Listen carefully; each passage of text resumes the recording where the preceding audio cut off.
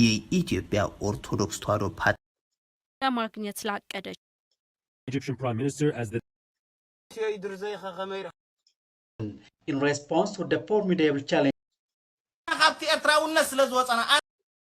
የጥቁር አሜሪካ ሰላም ተከታተልቲ ናይዚ ቻነል ከመይ ትኾኑ ሰናይ ክትኮኑ ናይ ወትሪ ምንዮተ እዩ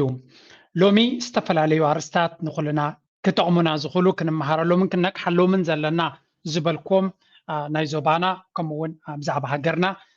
ናይ ልምዓት መደባት ዝካየድ ዘለውን ዝድህስስ አርስቲ ሒዘ ቀሪበ ኣለኹ ኣብዛ ቪድዮ እዚኣ ሓያል ምቅያር ናይ ኣሰላለፋ ክንርኢና ናብ ሱዳን ዘሎ ጉዳይ ክንርኢና ኣብ ኢትዮጵያ ዘሎ ኩነታት ክንርኢና ብናይ ሶማል ኩነታት ክንርኢና ዝለዓለ ክፋል ናቱ ግን ኣብ ፖለቲካዊ ምንቅስቃስ ናይ ኤርትራ ብዝደገ ዘሎ ገለገለ ካብቲ ብርጌድ ሓመዱ ዝበሃል ዘሎ ክንርኢና ዝያዳ ግን ኣብ ናይ ኤርትራ ዘተኮረ ትሕዝቶ ክህልወኒ እዩ ላይክ ግበሩ ሰፖርት ግበሩ ናትኩም ሰፖርት ነዚ ቻነል ኣገዳሲ እዩ ብዙሕ ብድሆታት እዩ ዘጋጥሞ ዘሎ እዚ ቻነል ኣቐዲመ ክነግረኩም ይደሊ ብዙሕ ፀገማት የጋጥሞ ከም ዘሎ እቲ ቻነል እውን ኣብ ምግንዛብ የድሊ ሕጂ ግን ናብቲ ቀንዲ ኣርእስትና ክሰግር እየ መጀመርያ እቲ ናይ ቀይሕ ባሕሪ ዘሎ ከባቢ ኣብ ኢትዮጵያ ካብቲ ርእሰ ጳጳስ ናይ ኦርቶዶክሳዊት ቤተክርስትያን ናብ ኣቢ ኣሕመድ ዝኸዳ ኣገዳሲ መልእኽቲ ኣሎ ክንሰምዖ ኢና ካበይ ዝብገስ እዩ ቅድሚ ናብኡ ግን ኢትዮጵያ በቲ ናይ ቀይሕ ባሕሪ እንታይ ፅልዋ የጋጥመና ኣሎ ዝብልዎ ዘለዉ ክንሰምዖ ዝግብኡ ክንጅምር ለትስ ጎ የመን ግዛትን ተቆጣጥረው የሚገኙት ሁቲ አማጽያን ከእስራኤልና ከሐማስ ጦርነት መቀስቀስ ወዲህ በቀይ ባህር በኩል በሚያልፍ ግዙፍ የጭነት መርከቦች ላይ ጥቃት በመሰንዘር ችግር ውስጥ እንዲገባ ካደረጉት ወራቶች ተቆጥረዋል። በዚህ ምክንያትም የዓለም የንግድ እንቅስቃሴ በእጅጉ እየተስተጓጎለ መጥቷል። በ2016 ቡናን ወደ ውጭ በመላክ አንድ እቲ ናይ ቀይሕ ባሕሪ ኩነታት ብሰንኪቲ ናይ ሁቲ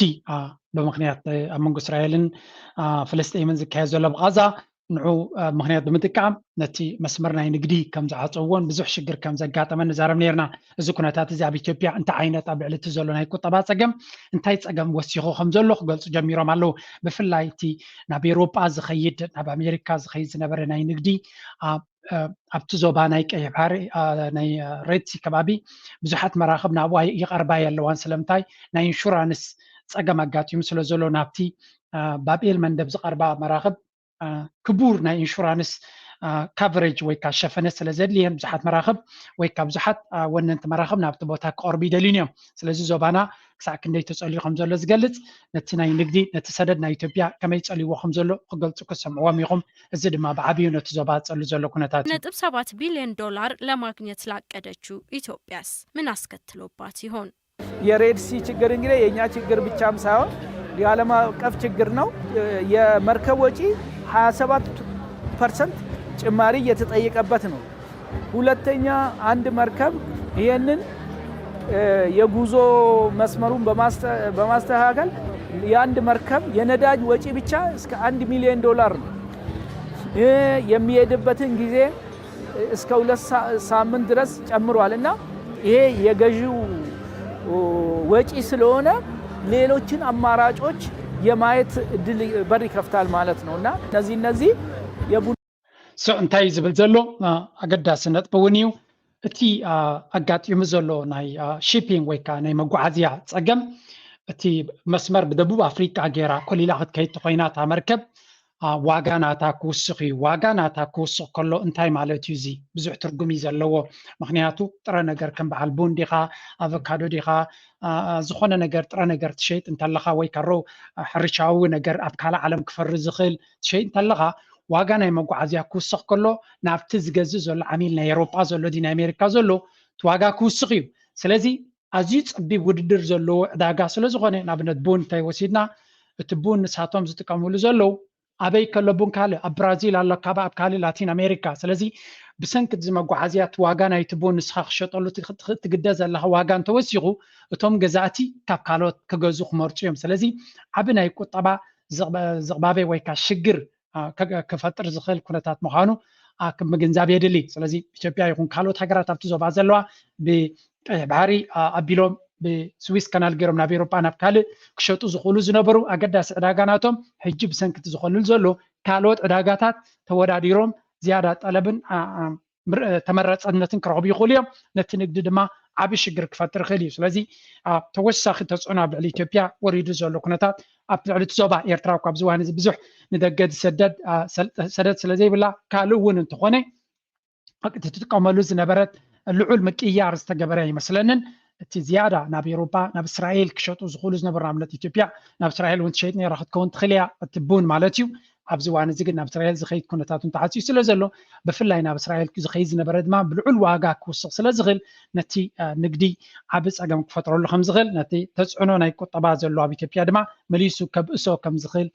እዮም ዝገልጹ ነው እንትን ላይ ተጽዕኖ ያመጣሉ። በሬድሲ ጉዳይ ያለው ነገር በጣም ከባድ ነው። አንድ ቡና ከዚህ ኤክስፖርት አድርገን ሬድሲ ላይ 2 ወር ከዛ በላይ እየቆየብን ያሉ ድርጅቶቹ እያቆዩብን ነው። የእነሱም ችግር አለም እንደ ሀገር እንደ የዓለም ችግር ነው። ሬድሲ ላይ መርከቦች እየመጡልን አይደለም። በተለያዩ የመርከብ ድርጅቶች ጋር እንሰራለን። ኤምኤስሲም ሜሪስክ ላይንም ሲማሲጂም ግን ሁሉም ጋር ያለ ችግር ሆኖ አግኝተነዋል። ኣብ ልዕሊ እቲ ዘሎ ናይ ኩሉ ፀገም ንኢትዮጵያ ድማ ብፍሉይ ዓባይ ሃገር ብፍላይ ካብ በዓል ጥረ ነገራት ከም ኣቮካዶ ድዩ ከም ቡን ድዩ ካልኦት ነገራት ኤክስፖርት ጌራ እዚኦም ነገራት እዚኣቶም ኣብ ዋጋ ብጣዕሚ ሴንሲቲቭ እዮም ንእሽተይ ነገር እዩ እቲ መክሰብ ናትካ ኣብቲ ንእሽተይ ነገር ናይ ሎጂስቲክስ ተተወሲኽዎ እመኻ ምድንጓይ ተተወሲኽዎ ብቐሊሉ ሳብስቲዩትድ ወይ ከዓ ብካልእ ክትካእ ዝኽእል ብካልእ ክሽፈን ዝኽእል ከም ምዃኑ መጠን እዚ ነቲ ሃገራት ኣፍሪካ ብፍላይ ከም በዓል ኢትዮጵያ ዛመሰላ ዋላ ንኬንያ እውን እንትኾነ ዓብ ፅልዋ ከም ዝገብረለን ዘሎ ዋላ ኣብ ኬንያ እውን እቲ ናይ ፊዮሪ ንግዲ ናብ ሆላንድ ዝኸይድ ዝነበረ ምዝ ሕጂ ዘሎ ዝቕባበ ናይ ቁጠባ ምዝሓል ናይ ቁጠባ ዓብ ሽግር ፈጢሩሎም ከም ዘሎ ዝገልጽ ካልእ ሪፖርት ነይሩ ስለዚ እተን ኣብ ሰደድ ናይ ከምዚ ዓይነት ነገራት ሕርሻዊ እቶት ዘተኩራ ዝነበረ ሃገራት ዓብ ሪስክ የጋጥመን ከም ዘሎ ዝገልጽ ሓበሬታ ኣሎ ኣብ ካልእ ግዜ ክንሪኦ ክንፍትን ኢና ስለዚ እዚ ናይ ቁጠባ ንኩሉ እቲ ዞባ ክፀሉ ዝኽእል እዩ ኣብ ሱዳን ዘሎ ኩነታት ድማ ፅንሒልና ክንሪኦ ክንፍትን ኢና First of all, እዚኣ ናይ ሬድሲ ዝበሃል ዘሎ ኩነታት መንረ ኣብ ቀርኒ ኣፍሪካ ዝግበር ዘሎ ኩነታት about significant challenges in the East Africa region in response to the formidable challenges posed by terrorism and extremism in East Africa. IGAD convened a high-level regional meeting with legislators from Djibouti, Ethiopia, Kenya, Somalia, South Sudan, and Uganda. Director of IGAD Center in Uganda, Director Ethiopia. ከም ንሪኦ ዘለና ኢጋድ ናይቲ ዞባዊ ኩነታት ኣመልኪቱ ምስ ሚኒስተራት ናይ ዝተፈላለየ ሃገራት ዋዕላ ከም ዝገበረ ይግለጽ ኣሎ ኤርትራ ኣብዚ እውን ኣይተሳተፈትን ሶፋር ክትግለጽ ኣይሰማዕኩን ኣገይን እዚ ድማ ነቲ ግብረ ሽበራዊ ሓይሊ ካልእ ኣብ ቀርኒ ኣፍሪካ ዝግበር ዘሎ ኩነታት ዝትንክፍ እዩ ዘሎ ኤርትራ እንተተሳተፍ ፅቡቅ ኮይኑ ይስማዓናነ ዋላ እኳ እቲ ኢጋድ ብተደጋጋሚ ከም ዝገለጽኮ ብዙሕ ረብሓ ከሳልጥ ዝኽእል እንተዘይኮነ ግን ሓደ ግዜ ኣብቲ ዞባዊ ምትእኽኻብ ምስታፍ እውን ኣገዳስነት ኣለዎ እዩ ዋላ ነቲ ፀሎ ፀገም ክትቅይሮ ተኮይንካ እውን ኣብ ውሽጢ ኣቲኻ ክኸውን ዝኽእል እስከ ንስማዕ ንእሽተይ Kenya, Somalia, South Sudan, and Uganda. Director of IGAD Center of Excellence urged legislators across East Africa and the Horn to allocate sufficient resources towards the prevention and counteraction of terrorism and extremism. Members of Parliament really deliberately allocate enough resources so that these agencies are able ኣካላት ኣባላት ናይ ባይቶ ናይ ዝተፈላለየ ሃገራት ናይቲ ዞባ ዘለዋ ዝሳተፍዎ ዘለዋ እየን ስለዚ እቲ ዞባ ንባዕሉ ኣብ ሓደ ዓብይ ሪስክ ዘለዎ ደረጃ በፅሑ ስለ ዘሎ ብዙሕ ቆላሕታ ብዙሕ ጠመተ ክረክብ እቲ ዞባ ቀርኒ ኣፍሪካ ናይ ሶማልያ ዴፒቲ ፕራይም ሚኒስተር ንእሽተይ ክፋል ከስማዓኩም እየ ፅንሂለ ናብ ክንደይ ሓደገኛ ብፍላይ እዚ ኢትዮጵያ ትኸዶ ዘላ መንገዲ ድማ ካብቲ ዘለዎ ናብ ዝበኣሰ ኩነታት ይወስዶ ከም ዘሎ ዝገልጽ ሓበሬታታት ኣሎ ሕጂ እዚ እውን ከም ዝነበረ ክገልጸልኩም ይፈቱ ናው first of all ናብ ዝኸያተና እዚኣ ጉዳይ እዚኣ እስከ ንስማዓያ ኣብ ቀርኒ ኣፍሪካ ዝኽየድ ዘሎ ኩነታት በዚኣ ምንጀምር 2-3 ኣገደስቲ ሕፅር ዝበላ ሓበሬታታት ክፍትን እየ ንሳትን ድማ ምዝ ዞባ ፐርስፔክቲቭ ክባና ዝኽእለን ኣብ ሓደ ናይ ሲኣይኤስ ዝበሃል ናይ ዓለም ለኸ ስትራቴጂ ዲስካስ ዝግበረሉ ዓለም ለኻዊ ፕላትፎርም ዴፒቲ ፕራይም ሚኒስተር ምክትል ፕራይም ሚኒስተር ናይ ሶማልያ ብዛዕባ ህልው ኩነታት ናይ ኢትዮጵያ እሞ ኢትዮጵያ ትኸዶ ዘላ ኣብቲ ዞባ ተሓቲቱ ክምልስ ከሎ እስከ ንስማዕ ንእሽተይ You just said about Ethiopia's engagement in the region. I think without saying it, or maybe you meant to say it, that Ethiopia's action often has,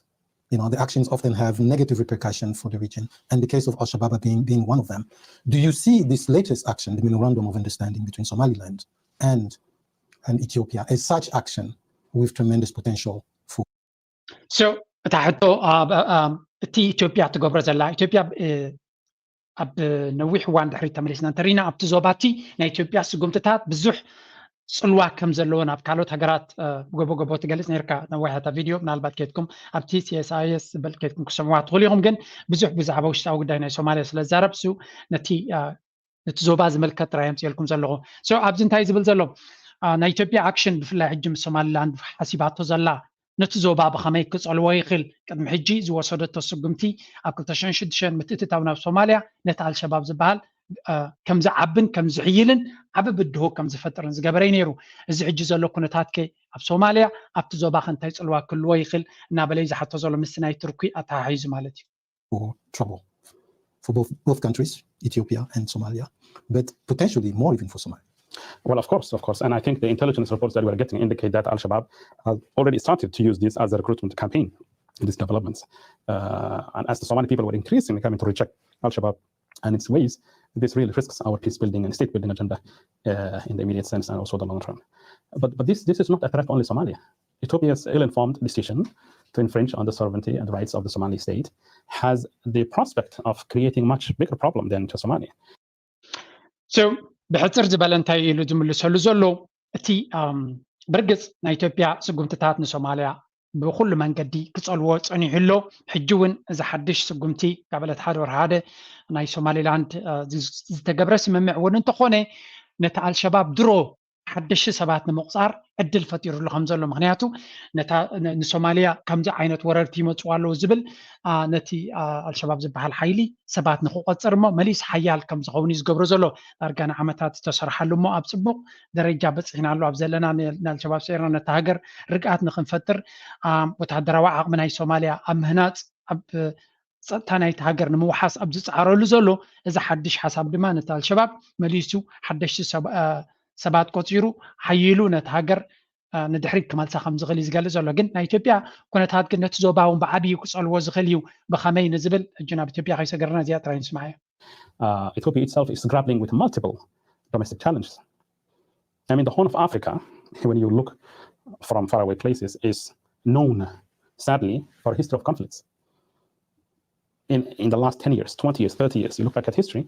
it is a very dark history of war, interstate, ethno-nationalism, communal, and this was the least expected move to create yet another wave of uncertainty.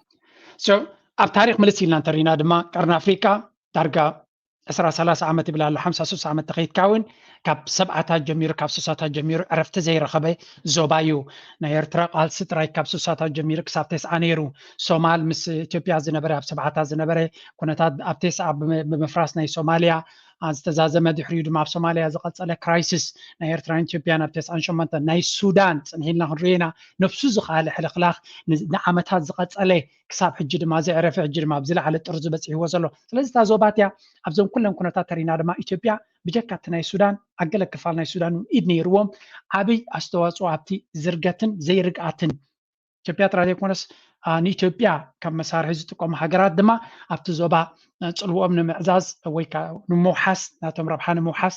ዝኽተልዎ ዝነበሩ መንገዲ ዓብ ፀገም ኣብቲ ዞባ ኮይኑ ከም ዝነበረ እናበለ ዝገልጽ ዘሎ ኣብይ ኣሕመድ ብዛዕባ እዚ ሓንቲ ቪድዮ ገይሩ ነይሩ ናብቲ ውሽጣዊ ጉዳዩ ከያተና ነዚያ ክንሪኣ ክንፍትን ኢና ኣተሓሒዘ ክሪያ ክምለሳ እውን ኣብቲ ናይ ሱዳን እውን ተመሊሰ ዝያዳ ክገልጻ ስለ ዝደሊ እየ ናይ ኣብይ ኣሕመድ መንስማዕ ኣብዚያ ድሕሪኡ ክንቅፅል ኢና የጥቁር አሜሪካን የባርነት ዘመን ብናስብ የተስፋ ሙዚቃዎቻቸው ምን እንደሰሩ ለእናንተ መንገር አያስፈልግም። እዛ ላይ አንድ አከራካሪ ጉዳይ አለ። በቆየው የአሜሪካ የአገዛዝ ስርዓት ውስጥ በጣም የተጎዳ የሚባል ማህበረሰብ ጥቁርና ጁ ነው። አቢ አብ ባይቶ ይመስለና በሐደ ቦታ ብዛዕባ እንታይ ይዛረብ ዘሎ ታሪክ ናይ ጸለምቲ አሜሪካውያንን ወይ ካጠላ ጠቅላላ ናይ ጸለምትን ናይ አይሁዳውያንን እና ይዝገልጽ ዘሎ እንታይ ክብል ደልዩ እስከ ንስማዕ የዚያ ተገርም ዘረባያ ሁለቱም ተገርፈዋል፣ ተጨቁነዋል፣ ታስረዋል፣ እንዳይሰሩ ሀብት እንዳያደረጁ ሆነዋል። ልዩነቱ ጁ ከሲቪል ራይት በኋላ ትንሽ መብት መታየት ሲጀምር ዘፈኑ፣ ግጥሙ፣ ፊልሙ፣ ድራማ ወደፊት ሆነ።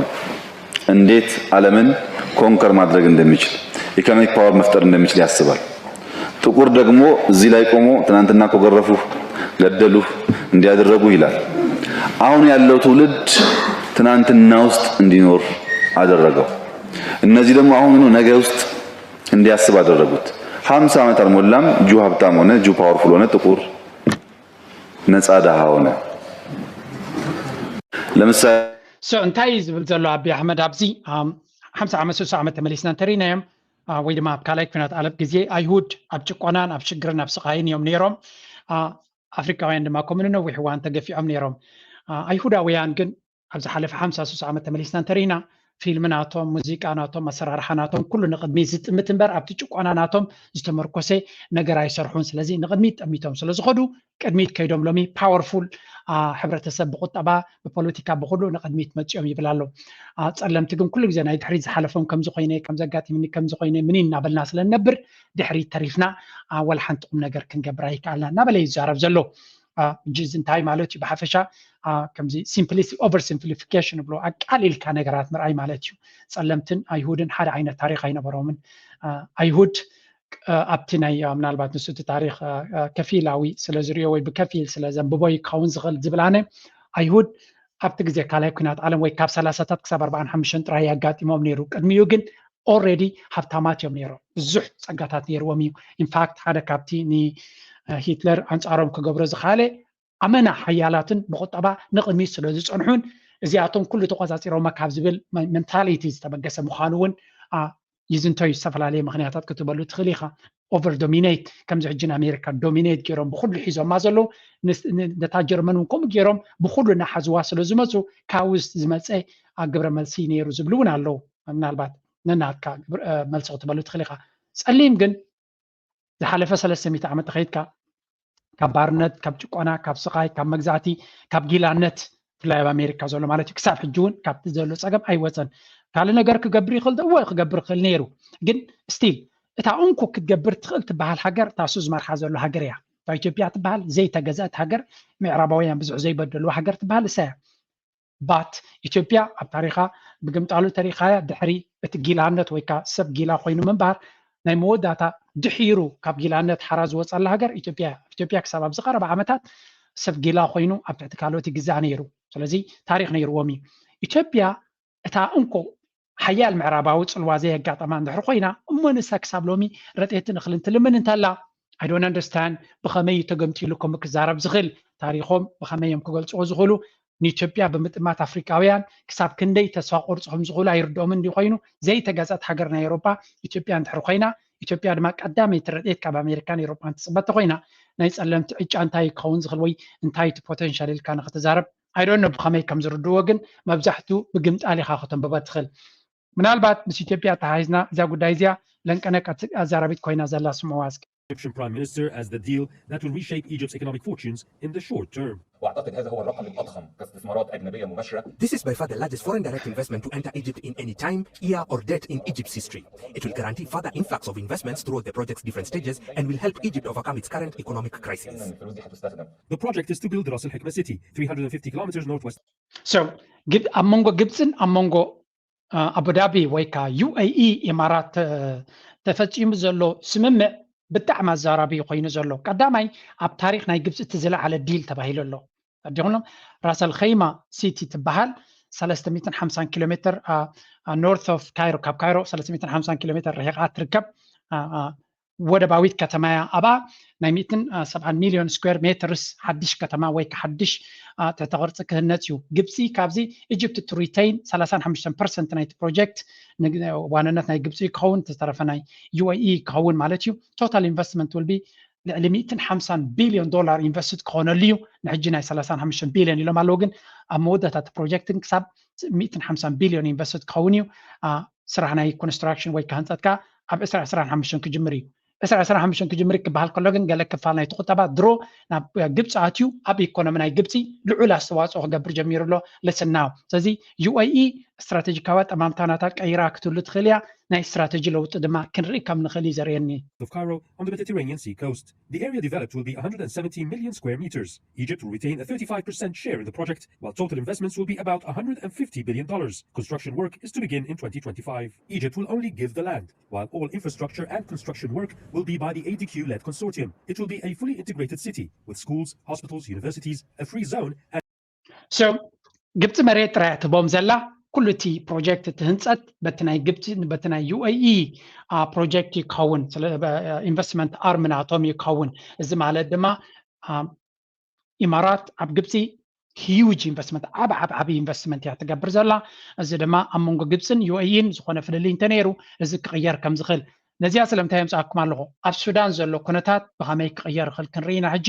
ኣብ ኢትዮጵያ ዘሎ ኩነታት ኣብ መንጎ ኢትዮጵያን ግብፅን ዘሎ ኩነታት ብኸመይ ክቕየር ይኽእል ኣብ መንጎ ኤርትራን ግብፅን ኣብ መንጎ ካልኦት ሃገራትን ኣብቲ ዞባ ዘሎ ብኸመይ ክፅሎ ይኽእል ክንርኢና ምክንያቱ እዚ ክንዲዚ ገንዘብ ክትገብር ከላ ሱቕ ኢላ በቲ ናይ ቀደም ስትራቴጂ ክትቅፅል ኣይትኽእልን እያ UAE እዚ ብዙሕ ፅልዋ ክህልዎ ዝኽእል እዩ International airport as well as several high-end tourist resorts on the coastline. This is going to solve two major problems in the Egyptian economy right now. The first one is the liquidity, the USD liquidity, and it's going to help the government to solve the problem of the black market and having two prices for the USD and to inject the needed US dollars in the economy. And the second problem actually is a high rate of inflation, which is caused by the free fall which happened to the price of EGP, Egyptian pound, against the US dollar. So this is እዚ እንታይ ይብል ኣሎ እዚ ሕጂ ተገይሩ ዘሎ ዲል ኮለጌና ወላ ከይተተግበረ ከሎ ኣብ ቁጠባ ናይ ግብፂ ዓብይ ኣስተዋፅኦ ክገብር እዩ እናበለ ከሎ ድሮ ካብቲ ስምምዕ ካብዚ እዋጅ ክሳብ ሕጂ እቲ ናይ ኤክስቼንጅ ሬት ወይ ከዓ ኣብ ፀሊም ዕዳጋ ሸርፊ ዝነበረ ብ15% ከም ዝጎደለ እዩ ዝንገር ዘሎ ፅንሄላውን ክንሰምዖ ኢና ስለዚ እቲ ስምምዕ ኣብ መንጎ ግብፅን UAE ተገይሩ ዘሎ ግብፂ ነዊሕ እዋን ብዙሕ ፃዕሪ ትገብር ነይራ ናይ ወፃኢ ሸርፊ ንምርካብ ምክንያቱ ናይ ወፃኢ ሸርፊ ፀገም ነቲ ቁጠባ ካብ ሕማቅ ናብ ዝባእሰ ገፁ እዩ ዝወስዶ ነይሩ ኢንፋክት ገለገለ ሓበሬታታት ወይ ዜናታት መንግስቲ ናይ ግብፂ ባንክራፕት ክኸውን ከም ዝኽእል ዝገልፅ ሓበሬታታት እውን ነይሩ ስለዚ እዚ UAE ጌራቶ ዘላ ዓብይ ናይ መድሕን መስርሕ ምዃኑ ዝክበሃል ከሎ በዓል ኢማራት ዓብይ ዲፖዚት ናይ ሓያል ናይ ገንዘብ ዕቁር ሃብቲ ዘለዎን ሃገራት እየን ከምኡውን ስዑድያ ኣብ መንጎ ስዑድያን ግብፅን ዝነበረ እቲ ኩነታት ናበይ ይምዕብል ኣሎ ትሪእዎ ኣለኹም ግብፂ ስዑድያን ኢማራትን ኣብ ብርቱዕ ምትልላኽ ወይ ከዓ ውድድር እየን ዘለዋ ፊረስ ብርቱዕ ዝኾነ ውድድር ኣብ ቀርኒ ኣፍሪካን ኣብ ሰሜን ኣፍሪካን ድማ ይረአ ኣሎ ኣብ ኩሉ እቲ ውድድራት ድማ እንተስ ብስትራቴጂ እንተስ ብገለ UAE እያ ትስዕር ዘላ ኣብቲ ናይ ግብፂ ናይ ስዑድያ እዩ ዝዓቢ ግን ስዑድያ ስቲል ኣይ ዶንት ኖ ኣብቲ ውሽጣዊ ኩነታት ኢንቨስትመንት ዝገብርዎ ዘሎ ከተኩሩ ስለ ዝደልዩ ዘለው እቶም ኢማራት ድማ ኣብ ውሽጣዊ ዓዶም ክገብርዎ ዝኽእሉ ድሮ ስለ ዝገበርዎ ናብ ካልእ ክኸዱ ስለ ዝፍትኑ ዘለው ኣብ ሱዳን እውን እንተኾነ እታ UAE ትድግፎ ዘላ RSF ዝበሃል ሓይሊ ክሳብ ክንደይ ከም ዝተዓወተን ከም ዝደፍአን ንዝክሮ ኢና ሕጂ ድማ ከም ንሪኦ ዘለና ኣብ ግብፂ ኣብዚ ቀረባ ምስ ስዑድያ ጥቡቕ ዝኾነ ዝምድና ነይርወን ስለዚ እዚ ኩነታት ንሪኦ ዘለና UAE መፂኣ ኣብ ስዑድያ ዓብይ ኢንቨስትመንት ኣብ ግብፂ ዓብይ ኢንቨስትመንት ክትገብር ከላ እንታይ ኢና ንርኢ ዘለና ኣብ መንጎ ስዑድያን ግብፅን ዝነበረ ኩነታት ክቕየር እዩ ወይ ድማ ሰለስተ እየን ስዑድያ UAE ግብፂ ተመሳሳሊ መርገፂ ክሕዛ ይኽእላ ኾና ፀገማተን ክፈትሓ ይፍትና ህልዋ ኾና ብሓፈሻ ግን ኤርትራ ፕሬዚደንት ናይ ኤርትራ ናብ ግብፂ ምኻዱ ኣብዚ ሕጂ ዝቀያየር ዘሎ ኩነታት ገለ ነገር ክህሉ ከም ዝኽእል ዘተንብእ ምክንያቱ ኣብታ ፕሬዚደንት ናይ ኤርትራ ዝኸደላ ኩነታት ይፍፀም ምህላው እዚ ኩነታት እዚ እሞ ምስቲ ኣብ ሱዳን ዘሎ ኩነታት ምቅያር ናይ ኣሰላልፋ ክመፅእ ከም ዝኽእል ብዙሕ ትንተናታት ክወሃብ ጀሚሩ ኣሎ And for this crisis right now, and that's why I'm calling it a game changer. Which is Africa's largest foreign direct investment recipient, attracts an average total of $10 billion. So, ከም ንሪኦ ዘለና ግብፂ ኣብ ካልእ እውን ኣብ ኣፍሪካ እቲ ዝለዓለ ናይ ወፃኢ ኢንቨስትመንት እትቕበል ሃገር ግብፂ እያ ድሮ ኣብታ ሓዳሽ ከተማ ርእሲ ከተማ ኢሎም ዝሰሚዮማ ዘለው ዓበይቲ ኢንቨስትመንት ብUAE ብናይ ስዑድያ ካምፓኒስ ብናይ ቻይና ብናይ ካልኦት ብዙሓት ኢንቨስት ገይሮም ዘለው እዚ ሓዳሽ ከተማ ዝሃንፅዋ ዘለው ከም ናይ ዱባይ ዓይነት ገይሮም ዝሃንፅዋ ዘለው ፍሉይ ተቕርፂ ዘለዋ ገለ ትበሃል ዘላ ኣብኡ እውን ብዙሕ ኢንቨስትመንት ገይሩሎ ሕጂ ድማ ኣብ ታሪኻት ዝዓበየ ኢንቨስትመንት መፅይዋ ኣሎ ስለዚ እታ ግብፂ بعين نبتناي كلام power ناي economy تملس زلا تمثل مالتي. The down payment from this project alone is $35 billion. This deal hugely boosts Egypt's privatization strategy that has been slowly picking steam in the last year. The government has lately been adopting a new open economic policy that aims at partially or fully exiting from some sectors and providing incentives to encourage more private sector involvement in the economy and facilitate the influx of foreign investments. So, قدمنا نبكالي مسكاري بزح أرساس لزلنا لومي it's going to be a little bit difficult نخلو كشفاف نوجن እዚያ ጉዳይ ትሪእዋ ዘለኹም ናይ ሱዳን ጉዳይ ክሳብ ክንደይ ዝተሓላለኸ ምዃኑ ምዝ ናይ ግብፂ ዝብሎ ፀንሐ ንእሽተይ ክንሰሚዕና እንደን ኣብ ካልእ ግዜ ብዓፍ ብሰፊሑ ካቨር ክገብረ ክፍትን እየ Through the lens of ethnicity, you will see a nearly continuous belt of Arab identifying ትሪእዎ ዘለኹም እቶም ሃገራት ዓረብ ዝበሃላ ኣብ ጉዳይ ናይ ሱዳን ክሳብ ክንደይ እቲ ሰሜናዊ ክፋል ከመይ ኢሉ ኣብ ሱዳን ይተኣታቶ ከም ዘሎ ክንደይ ሓይልታት ኣብ ውሽጣዊ ጉዳይ ናይ ሱዳን ምትእትታው ከም ዘሎ tribes that extends westward from Sudan and Darfur through Chad and Niger and then into Mali and Mauritania. Hemeti, as a member of one of these Arab identifying tribes himself, has made strategic alliances and overtures to many of these other tribes spanning all the way to the Atlantic. And thousands of men from these regions have flocked to join the RSF in its active fights in Sudan and in Darfur. Many of them are coming for loot and plunder. So እንታይ ንርኢ ኣለና እቲ ዕጡቕ ምልሻ ናይ ብሓሜት ዝምራሕ RSF ዝበሃል ብዙሓት ካብቶም ምዕራብ ትግራይ ምዕራብ ሱዳን ዘለዉ ኣብ ምዕራብ ሱዳን ዘለዉ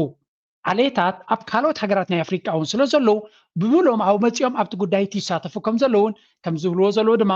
ካብቲ ሃብትታት ንምስራቅ ድማ ይረብሑ ከም ዘለውን ብዙሕ ገሰት ሰብኣዊ መሰላት ኣብቲ ምዕራብ ናይ ሱዳን ይካየድ ከም ዘለውን ዝገልጽ ሓበሬታታት ይወፅእ ኣሎ ስለዚ ጉዳይ ናይ ሱዳን ክሳብ ክንደይ ብዙሓት ሓይልታት ኣትዮም ከም ዘለዉ ዝገልጽ ሓበሬታ ስለ ዘለኒ ኣብዚ ሕጂ ሓንቲ እንታይ ከሪአኩም ስለ ዘለኹ ናይ UAE ተራ ኣብዚ ክንሪኦ እስከ እንታይ ተራ ኣለዎም ኣብዚ ዓዲ እዚ ኣብ ናይ ሱዳን air missiles, machine guns and grenade launchers because of all the different proxy wars that are taking place in Sudan atop of the war between the RSF and the SAF. First and foremost is the struggle for supremacy in Sudan that is ongoing between the rival royal families of Saudi Arabia and the United Arab Emirates. Both are major investors in the Sudanese economy. With substantial assets they stand to lose if the side they don't want to win comes out on top. The Emirates have already invested more than $13 billion into the... So, ሱዳን ቅድሚ እዚ ኣብ ከምዚ ኩነታት ምውዳቓ ድሕርቲ ናይ 2018 ኣልበሺር ካብ ስልጣን ምእላዩ እሞ ኣብ ናይ ዲሞክራሲያዊ ሓውሲ እሞ ሃቶም ክልተ ጀነራላት ኣብ ስልጣን ከለዉ ማለት እዩ እዚአን ሃገራት ዓረብ ብፍላይ ናይ ኢማራትን ስዑድያን ርኡይ ዝኾነ ውድድር ይረአ ነይሩ ክልቲአን ሃገራት ረብሓን ንምውሓስ ብዙሕ ገንዘብ ኢንቨስት ገይረን እየን ምክንያቱ ሱዳን ብዙሕ ፀጋታት ናይ ወርቂ ናይ ሕርሻ ዝኾኑ መሬት ካልእ ማዕድናት ነዳዲ ዘለዎ ቦታታት ብዙሕ ስለ ዘለዋ ነዚ ንምምዝማዝ እዚ ድማ ናይ ጉዳይ ናይ ሱዳን ብቐሊሉ ክውዳእ ከም ዘይክእል ዝገብሮ ዘሎ country. But the Saudis announced in 2022 before the war began that they would invest up to $24 billion into the country as well. Sudan is, after all, a very valuable piece on the board in the United Arab Emirates' grander geopolitical objectives around the Red Sea. Abu Dhabi and Riyadh are each actively competing against the other to become the leading Arab and Persian. እንታይ ንርኢ ኣለና ሱዳን ኣብ ሱዳን ኢማራት 14 ቢልዮን ኢንቨስት ክገብር ክብሉ ከለዉ ስዑድያ ድማ ድሒሮም ኣብቲ ግዜ እቲ ክሳብ 24 ቢልዮን ኢንቨስት ክገብሩ ከም ዝደልዩ ስለዚ ኣብ መንጎ ስዑድያን ኣብ መንጎ UAEን ዘሎ ውድድር ኣብ ሱዳን ሽዑ ናብ ኢትዮጵያ ክረአ ዘሎ ኣብ ግብፂ ድማ ሕጂ ኣብቲ ፅልዋ ዝረአ ዘሎ ዝያዳ ሕጂ ብዝግብፂ ዝግበር ዘሎ እውን ናይ ግብፂ ደገፍ ወይ ከዓ ወገንነት ንምቕያር ክኸውን ከም ዝኽእል ኢማራት ጌራቶ ዘላ መንገዲ ምስ ግብፂ ትገብሮ ዘላ ናይ ግብፂ ኣጠማምታ ምስ ስዑድያ ዘለዎም ውድድር መን ክስዕሮ ይኽእል ብኸመይ ክኸይድ ይኽእል ዓብ ፅልዋ ክህልዎ ስለ ዝኽእል እዩ እዚ Gulf states. Though the UAE only has a fourth of Saudi Arabia's population, the Emirates have an economy that punches far above their weight that's about half the size of the Saudis. And the two are the leading economic powers in the Arab world. The Saudis dominate the eastern shore of the Red Sea with their own shoreline, one of the most critical shipping routes in the world with the Suez Canal to the north and the Bab el-Mandeb Strait to the south. The UAE has therefore spent years attempting to build up their position and influence around the Red Sea's shores, to challenge Saudi hegemony in the area, by backing the secessionist Southern Transitional Council in Yemen against the Saudi-backed government and Iranian-backed Houthis, and by building up military bases on the Yemeni islands of Socotra and Perim. So, as that chart is the ለና ኣብ መንጎ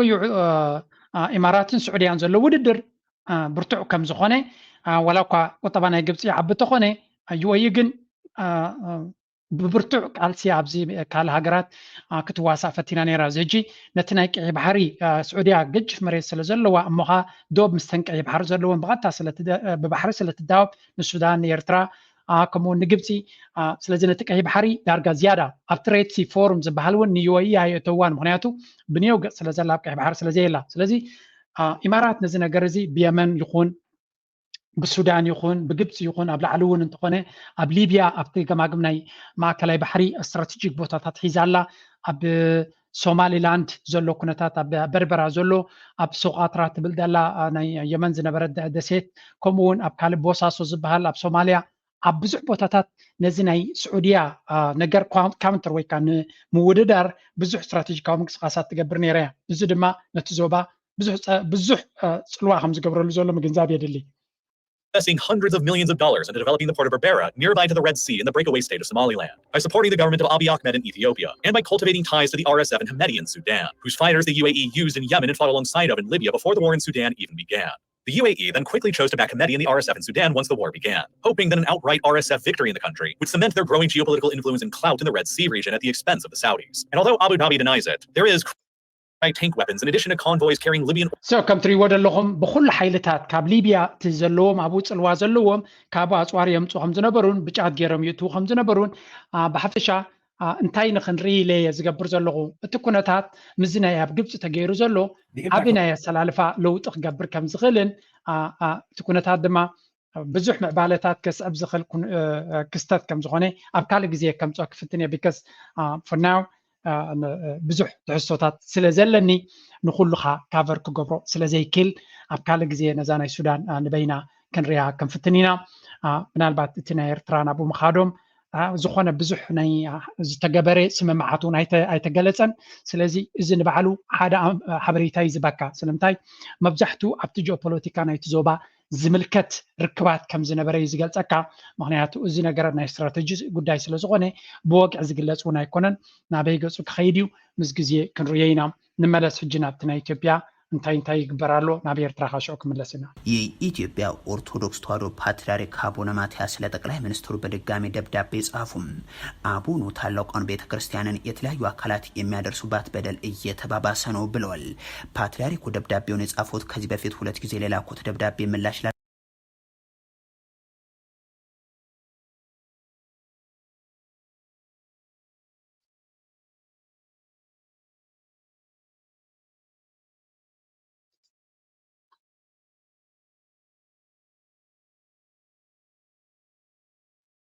going on.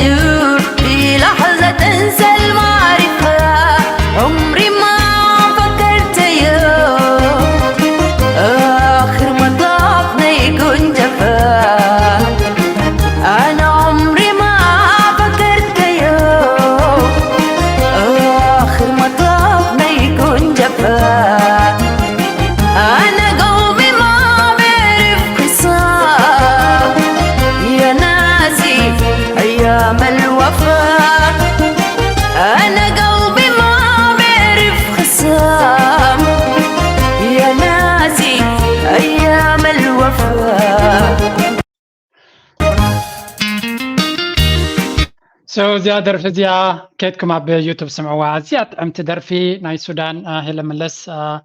زدغمتا what a beautiful song سودان زحلفنا دما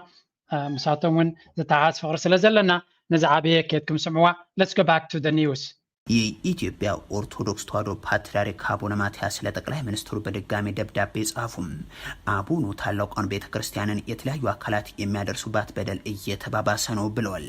ፓትርያርኩ ደብዳቤውን የጻፉት ከዚህ በፊት 2 ጊዜ ለላኩት ደብዳቤ ምላሽ ላልሰጧቸው ጠቅላይ ሚኒስትር አብይ አህመድ ነው። አቡነ ጴጥሮስ ፓትርያርክ ናይ ኦርቶዶክስ ቤተክርስቲያን ደጋጊሞም ደብዳቤ ናብ ፕራይም ሚኒስተር አብይ አህመድ ይሰዱ ከም ዘለውን ኣብ ልዕሊ ቤተክርስቲያናት ኣብታ ልዕሊ ቤተክርስቲያን ዝወርድ ዘሎ ግፍዒ መልሲ ክወሃበሉ ሕቶታቶም ናብቲ ፕራይም ሚኒስተር ይሰዱ ከም ዘለውን ከምቲ ዝግባእ መልሲ ከም ዘይረኽቡ ዘለውን ዝገልጽ ሓበሬታ እዩ። ግን አብይ አህመድ ኣብ ዘቀረባውን ተዛሪቡ ነይሩ እንታይ ኢሉ ነይሩ? ኤርፖርት እንዲመለሱና ወደ ሀገራቸው አሜሪካ እንዲሄዱ ሲደረግ ጠቅላይ ሚኒስትር አብይን ማነጋገር ይበጃል ያሉት አቡነ ማትያስ 2 ጊዜ የንዋይ ጥያቄ ማቅረባቸውን መዘገባችን ይታወሳል። ይሁን እንጂ አቡኑ 2 ጊዜም ለጻፉት ደብዳቤ ጠቅላይ ሚኒስትሩ አቡነ ማትያስ እቲ ቶም ፓትርያርክ ናይ ኦርቶዶክሳዊት ቤተክርስቲያን ናይ ኢትዮጵያ እዩ እዮም ጌጋ ይኽላለይ I cannot know everything ብዛዕባ so much of ሓበሬታና ሼር ዝገብሮ ኣገለገሊዩ ግምታት የድወስድ ጌጋ እንተሎ ድማ ኣብ ኮሜንት ሴክሽን ኣርሙኒ ፐርፌክት ዝኾነ ሓበሬታ ኣለኒ ክብለኩም ኣይክእልኒ ጌጋታት ክህሉ ኸልዩ ብሓፈሻ ግን ኦርቶዶክሳዊት ቤተክርስትያን ብዙሕ ብድሆታት ትረክብ ከም ዘላ ጳጳሳት ናይ ክልል ኣምሓራ ተደጋጋሚ ኣብ ልዕሊ ህዝቢ ዝግበር ዘሎ መን ይጸላይ ናይቲ መንግስቲ ንጹር ኣይኮነናን ዘሎ ብምባል ተቃውሞም ከም ዘስምዑ ኣብ ዝሓለፈ ናይ ኒውዮርክ ጳጳስ ናይ ኦርቶዶክሳዊት ቤተክርስትያን ንኢትዮጵያ ካትኸሎ ካብ ኤርፖርት ክምለስ ከም ዝተገበረን ኣብ ካልእ ኣብ ክልል ናይ ኦሮሚያ ድዩ ኣብ ገለ ክልል ድማ ጽንዒልና ክንሰምዖ ኢና ኣብ ልዕሊ ደብርታት ናይ ኦርቶዶክሳዊት ቤተክርስትያን ግፍዒ ይወርድ ከም ዘሎን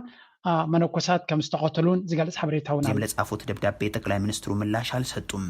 አሁን ደግሞ በዝቋላ ገዳም በገዳሙ አባቶች ውስጥ የተፈጸመውን ግድያ በማስመልከት ለጠቅላይ ሚኒስትሩ ደብዳቤ ጽፏል። ባለፈው አርብ የተጻፈውና በፓትርያርኩ ፊርማ ለጠቅላይ ሚኒስትሩ በስማቸው የተላከው ደብዳቤ በዝቋላ ገዳም ተጨማሪ ጭፍጨፋን ለማድረግ እንቅስቃሴዎች እየተደረጉ መሆናቸውን የሚጠቁም ሲሆን እነዚህ ጨፍጫፊዎች ማንነታቸው የታወቀ አለመሆኑን ገልጸዋል። በተለያዩ ጊዜያትና ቦታዎች በአብያተ ክርስቲያናትና በአገልጋዮች ላይ ከፍተኛ ጉዳት እየደረሰ ነው የሚለው የፓትርያርኩ ደብዳቤም በምስራቅ ሸዋ ሀገረ ስብከት ዝቋላ ገዳም 4 አባቶችን የገደሉት ሰዎች አሁንም በአካባቢው ተጨማሪ ጉዳት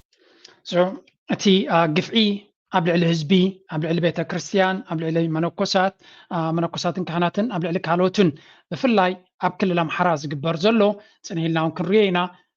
ሎሚ ሓንቲ ጋዜጣ ምስቲ መንግስቲ ናይ ፌደራላዊ መንግስቲ ትደናገጽ ጋዜጣ ናይ ኢትዮጵያ እውን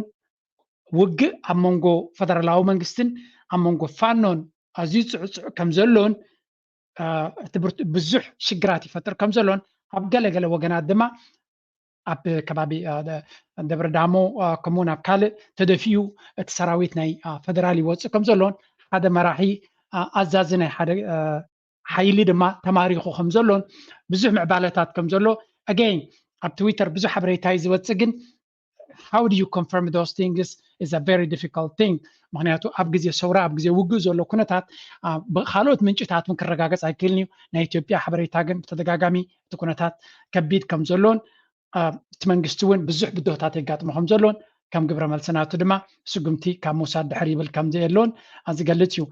ብዛዕባ እዚ ኣብ ዝሓለፈ ኣብ ፓርላማ አብይ አሕመድ ተዛሪቡ ነይሩ እዩ እስከንስማ በቅርቡ መናገራችሁ የሚዘነጋ አይደለም። ኦርቶዶክስን ብንወስድ ከኔ በላይ ኦርቶዶክስን ያከበረ ያስታረቀ ካርታ ይሰጠ የለም። አብይ አሕመድ ካባይን ላዕሊ ነዛ ቤተ ክርስቲያን ዝሓለየላን ዝሰርሓላን ዕርቂ ዝፈጠረን ሰብ የለን ብምባል እዚ ክሲ ካብ ኦርቶዶክሳዊት ቤተ ክርስቲያን መርሕነት ናይ ኦርቶዶክሳዊት ቤተ ክርስቲያን ዝመጽእ ንዓይ ዝውክል ኣይኮነን ብዘስምዕ ቋንቋ መሊሱ ነይሩ እዩ እንተኾነ ብዙሕ ደብዳቤታት ተሰዲድሉ ብወግዒ ነቶም መራሕቲ ሃይማኖት ክምልሰሎም ከም ዘይከኣለን ሓደ ካብቲ ብዙሕ ግዜ ዝግለጽ ተለውን እቲ ምዕራባዊ ዓለም ወርልድ ባንክ ዲ ካልኦት ሃገራት ናብ ኣሜሪካ ክኣትዉ ከለዉ ሓደ ካብቲ ትራዲሽናል ጥንታዊ ሃይማኖት ጥንታዊ ባህልታት ነዚ ናይ ግብረ ሰዶም ናይ ካልእ ብፍጹም ከፍቅድ ዘይክል ኦርቶዶክሳዊት ቤተክርስቲያን ምዃና ይፈልጡ እዮም። ስለዚ ንዑ ክራክ ምግባር ንዑ ምእላይ ኣብ ካልእ ግዜ እውን ይግለጽ ኣብዚ ናይ ኦሮሞማ ስትራቴጂ ክብሉ ከለዉ እቲ ትራዲሽናል ቤተክርስቲያን ኣብ ኤርትራ እዩ ዘሎ ኣብ ናይ ኦርቶዶክሳዊት ቤተክርስቲያን ሓይሊ ዘሎ ኣብ ኤርትራ ኣሎ ኣብ ትግራይ ኣሎ ኣብ ኣምሓራ ኣሎ እዚኦም ሰለስተ ወገናት ድማ ሓደ ካብቲ ናይቲ ምዕራባዊ ሓይሊ ብድሆታት ወይ ከዓ ተጻባእቲ ሓይልታት ክኾኑ ዝኽእሉ እዮም ዝብል ኣገላልጻ እውን ኣሎ። ኣነ እኳ ብርክዕ ነቲ ኣብ ኣዲስ ኣበባ ዘሎ ንመላይክ ዝግበር ክኸውን ይኽእል ዝብል እምነት ኣለኒ። ምክንያቱ ሃይለ ስላሴ እውን ምስ ኣሜሪካ ምስ ምዕራባዊ ዓለምን ክሰርሕ ከሎ ብመንገዲ እቲ ቤተክርስቲያን ነቲ ቤተክርስቲያን መሳርሒ ናቱ ካብ ምግባር ድሕሪ ኣይበለን ነይሩ። so many theories ብዙሕ ቲዮሪታት እዩ ዘሎ ኣብዚ ጉዳይ እዚ። አብይ ኣሕመድ ግን ሞር ኣብቲ ናይ ፕሮቴስታንት ዝዘበለ ሜንታሊቲ ከም ዘለዎን እቲ ናይ ኦርቶዶክሳዊት ቤተክርስቲያን ኣካይዳ ድማ ምስ ናቱ ዕላማ ከም ዘይቃር ዘሎን ዝገልጽ ግን ብተደጋጋሚ ካብቲ መራሕቲ ናይ ቤተክርስቲያን ናይ ኦርቶዶክስ ካብ ኩሎም ወገናት ተቃውሞ ክበጽሖ ጽኒሑን ኣሎን ኣብ ልዕሊ ህዝቢ ዘሎ ድማ ነዚ ይመስል። ሁሉም 7 ናቸው። 7 ቤተሰብ አንድ ላይ ነው ያለቀው ማለት ነው። የኔ ብቻ ምላቸውና ሌሎች ብዙ አሉ እና ደግሞ የእናቴ ወንድም سو كم تري وازلهم زياون تمساسالي بزح سبي قتل كم زلون تسلتات ابزغنم صين خلينا بزح قفعي كم زفصم زلون تولدينا يا محران زخونو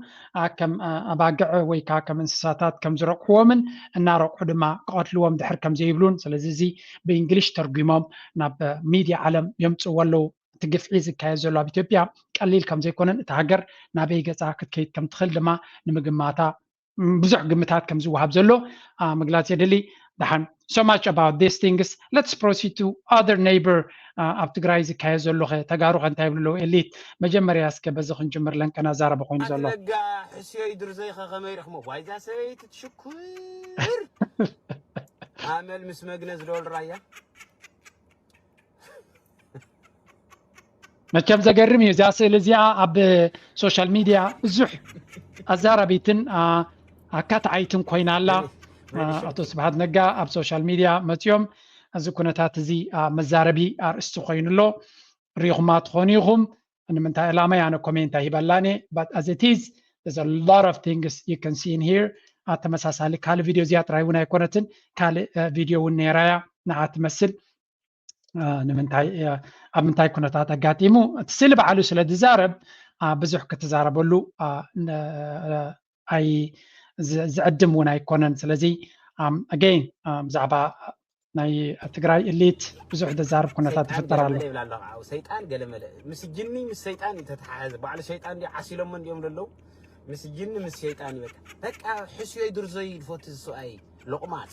خمس يوم دول مراتاتنا مرحنا كودنا عنا بزي لهاك نفسسس ما نشمتي ها إذن مرات أقراسي همز غيرو أو قصو تزري ركو أو قصاس أنا سيز أقرس الجبر السويت تتريسك حدر ميتلي ودري مرة قولي عوجة فرة عليه تبدا مرة والساررة اللهم قطاين تقريه وبلاين تقريه وبلاين تقريه وبلاين تاريخ كرامة وينك الأمورة لا نرقول يتنوم نزولة لا لي ولا يجعل دعنا سورة فتنوي نزولة جارغد على سورة اللي ولو تقليد حسان اللي ولو ما ريحكي دوكشان لا لي ولا مولاي منفتن لا لي ولا أتحن حابرين زاد درف زيا هبتاتن تي حكالاي سنت ببنيا أي فلت كون تقرن بلين نابلو يوم زدرف زلو كلت بهراتنا يرترايوم ناي كله كمس كفتني because this channel represents نيرترا زوكل نجار ترايح جبرز دلي كاب كله نام زانا دما أنا تي موسيقى أنا تبهلي أنا تكبرتات ناي تزبي كم فلتون كان اللي عليهم كانوا خبرون كهلنا نقولون أنت تخيلوا أنا كله كغرب كفتني ناي بزح ناي كوبي رايتس أجمع سلزلنا نعود تشيك نجبر كاس لزغنيو تي كلنا جرب زكتم أي تخلني غا أنا كالو تحس لزغنة تزفكت تي أجمع زي فتر زبلنا يترينا نغرب زلنا نمبر نكالي الدالية ويقال خي مسلكون كله أما درهو 5 أكرا كب لا ولو تقليد حسان لا ولو ما ريحكي دوكشاني لا ولا حونا وبوارنا لا ولا منتو فناتنا ديليت زلو بمخانو دوب ديليت زلو بمخانو دوب إثيوبيان إرتران كحنساز كخل اللوو كحنساز كخل اللوو كحنساز كخل اللوو ما تمال جاء تخانكم زي لكم زول اللوو نو يوم زاربكم لما أنتي أنا ما أخلي كوميتي كونكو ما راح تقرأي نيرة يفلت منستر كوين يفلت جنرال كوين يفلت حدش ولده يعني حدش ولده كل تاريخ مفضل عباية بالناس تعرف كل من سيتقرأ دحري وجه إثيوبيا يعني إرتران استولدوا قلعية ما أو وجه تقرأي تسويها وجن إرترا زمسو بس أو تقلعية تقع 16 شو عتى وتقرأي مثلا عينور أو نا إثيوبيا يعني إرتران وجه زيتو ما تكون إنه واحد بيزول أنا قلت توين لك أخي بأخي أكن واحد بأخي أي أكن بمن دا يزعك بلازم تقرأ نعم وسيلة تقاليسكم لا ترى أنا ما لازم تقرأ نعم هو وسيلة ما كاتب لنا فتعملوا لنا هذول يقولوا هو وسيلة ناس على كل يكون ذكبا وزي غير يسمى تسوق لو ما تصرف له ملكوتي يبلكن ملكوتي يبلكن تصرف انت اللوس انا تخبرني ذل اخرك سلازلو هو حد بزخونه صنفኛ بزخونه وجع ፖለቲካን አይንገ بس أو تقلعية تقع 16 شو عتى وتقرأي مثلا عينور أو نا إثيوبيا يعني إرتران وجه زيتو ولده قالوا أو تقرأيهم كمو ንምንታይ እዩ ዓመት ናቆፀር 20 ዓመት 30 ዓመት ናቆፀረ ህዝቢ ዝኸባቢ እዚ ዝመጉህ ዘሎ ኢሉ ግን ከሰንትን ክሓስብ ክትንትን ዝኽእል ወለዶ እዩ ካብ ክልቲኡ ከባቢ ተሳኢኑ ዘሎ ብፍላይ ዲሲሽን ሜኪንግ ምሁር ኣይኮነን እቲ ምሁር እማ እንታይ ዓቕሚ ኣለዎ ጥይት የብሉ ክላሽ የብሉ ወረቐት ኣይፍርም ትገባራ ሓዳጊ እቲ ፖለቲከኛ እዩ ናብዚ ኩሉ ዘእቱ ናብ ሓዊ ዘእቱ ወይ ናብ ፅቡቕ ዘእቱ ናብ ለምለም ዘእቱ መራሒ ክህልወካ ተሎ እዩ ደም እደሊ ዶ ኮይነ ውግእ ዶ ናፊቐ ኣነ ብሕጊ ኣብ ድጊ ብዩን ተወሰነ መን እዩ እምብለይ ዝበለ ንፍትሒ ዘቕነነ ዘይመሬቱ ሒዙ ዝኽረመ ዝሓገ ብሕጊ ኸይግዛእ ተመኪሑ ዝኣበ መን እዩ መን ኣነ ደኣ ካብ ድሮ ናጽነት ጽባሓ ከልማዕ ሃገረይ ክምድምድ ክርኩሓ ኣብ ተሻሞ እንደ ነይረ ካንጽ ክጽግን ጠራሪ ኩናትን ወረውግእን ክቕንቅን ሕጊ እንዲኦ ኣመለይ ሓንሽ ትመስክር ብሰላም እንደ ዝዕርፎ ንቕልጽም ክርክር ዛባ ፍራዛ ካተርቢል ትራክተር ንስዩ ምርጫይ እምባታት ክትርትር ኣታ ደም ኣይደለኹ ውግእ ትንፋስ ክሓልፍ ኣይደለኹ እንትርፎ ክትክእ ግና ስውእ ኸይቐስን ዝወደቐሉ ናጽነት ከይስስን ባዴላ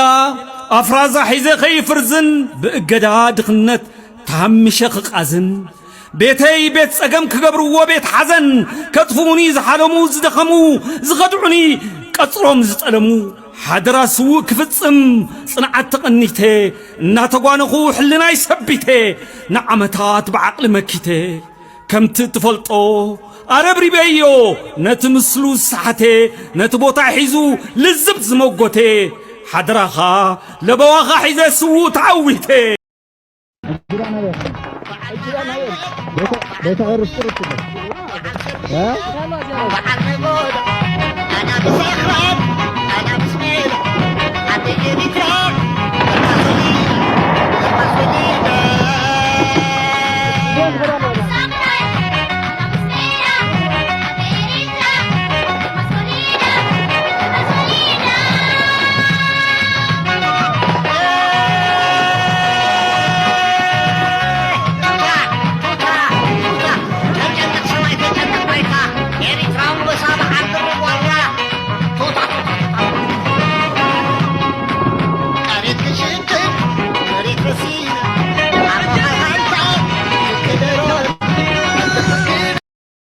كاتي ناب فيديوز ناب قدم تاريخها فيديوهات ونامصاو ناب دحيت خيدي ازي انتاي سحتات الله اري وبزي ازي سنتر فور ريسيرش اند دوكيومنتيشن حمود ابالات برجينا حمود سي نازخلت عامت ملو ددحري غويلا ناي هيغرافيوم زغود زلو سلازي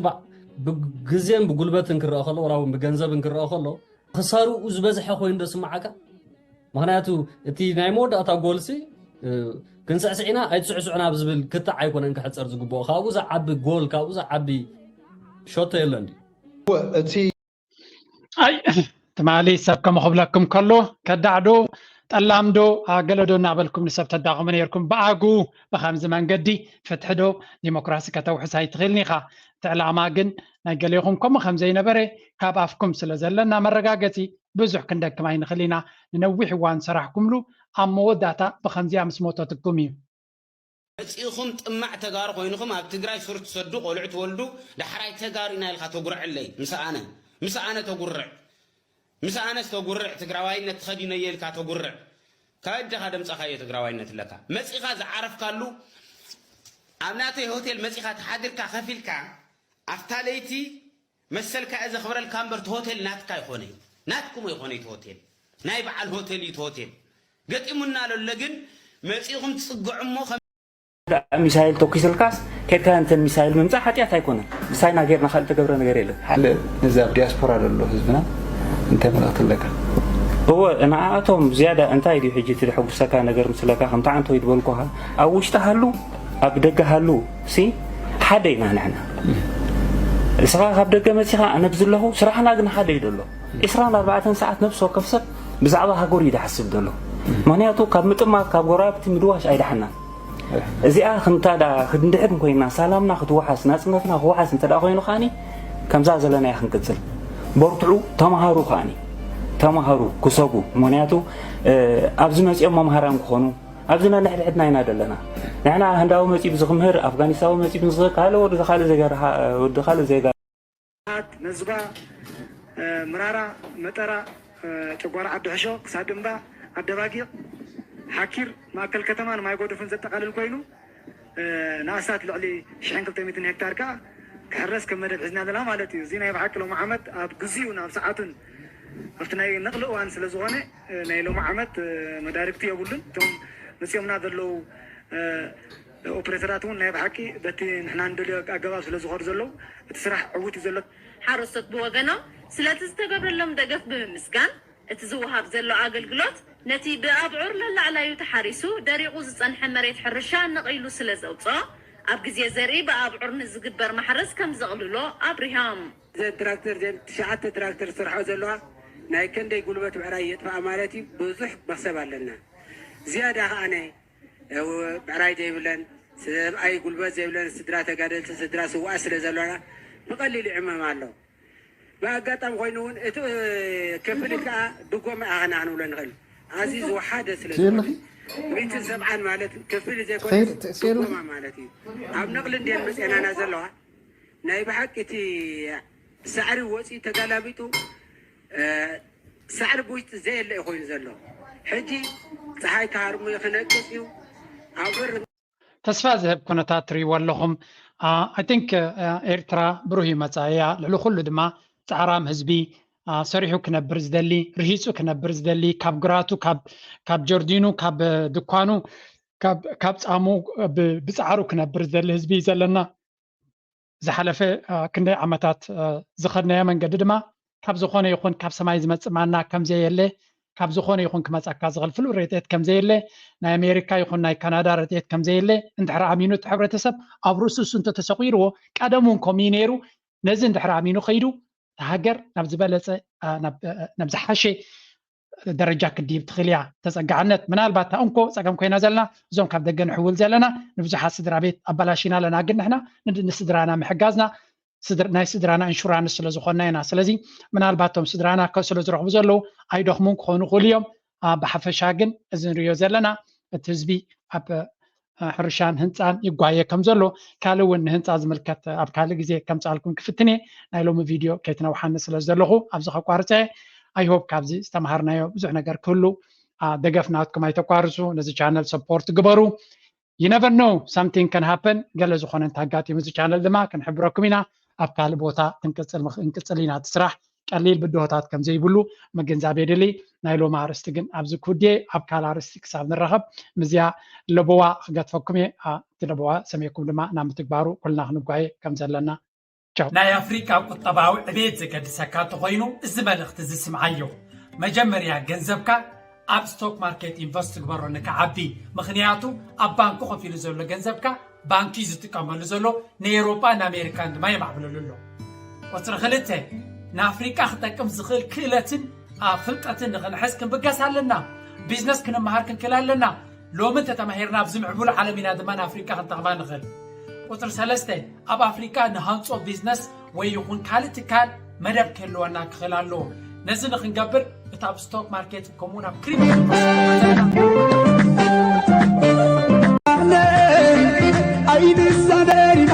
ኣይንሳነን ብኸራት ተሓዲድ እናት ናይኮነን ናት ናይኮነ ኣይንሳነን